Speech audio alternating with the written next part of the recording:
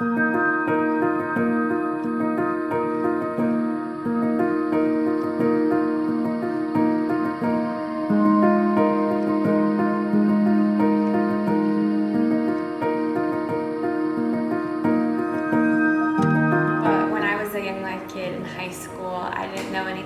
Jesus at all. I didn't know that the gospel was even a thing that could be accessible to me. But then I heard about Jesus for the first time, and I heard about how I could build my life on the rock, or I could build my life on the sand.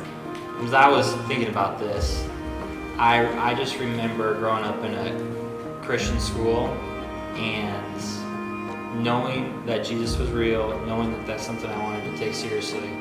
But it wasn't until I started getting involved in Young Life that a lot of those things started to click for me. When I started in Young Life, my leader was that like Jesus in the flesh, which was just such a cool and beautiful thing to be able to like have it be a relational thing and to know that that was more than just the books of the Bible.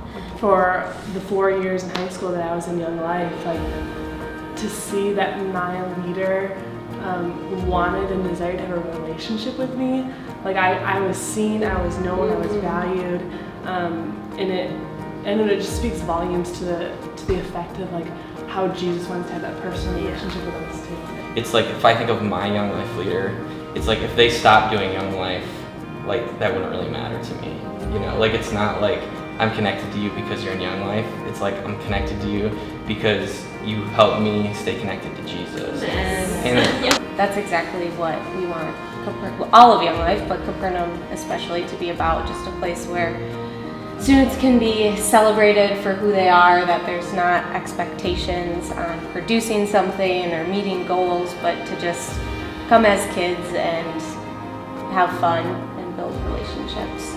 Katie was one of the first kids that came to our Capernaum Club. Yeah. I think you were there at the very first one. Yeah, so Katie and I, this past summer, we got to go to summer camp together, right? Yeah.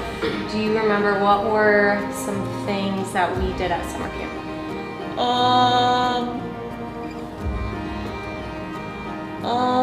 Dancing. Lots of dancing. At the beach, games, in free time. Yeah, we did a lot of fun activities. And when you see it at camp, you know that what's happening at camp is what's happening all year long with these leaders and these kids. And then, you know, Young Life Camp is so unique that their leaders come with them to camp, are there with them, and go home with them. Coming home with my leader was transformative to my faith. And so now that I'm a leader, camp is like, yes, like let's go to camp. Because they're going to probably tell you about Jesus in a way that I don't really know how to, but I will come home with you. Yes. And I will clarify anything that you need, and I will keep doing life with you. Yes. You know, we talk about relationships a lot and being rooted in relationships, and I just think about how getting to know the Young Life ministry has taught me so much about sharing the gospel. Wow, yeah. People aren't going to see the roots, they're going to see the fruit, and they're going to see the beautiful tree that's there, regardless of the life that's gone by. I just think that's the importance of being rooted in the text. Like it's all about Jesus, always. And then when you see the fruit of years on years on years, it gets tougher and tougher to walk away. To be like, am I going to step out of this role that I'm blessed to be in? When I feel like God's given me the gifts and the talents and the abilities to do it well.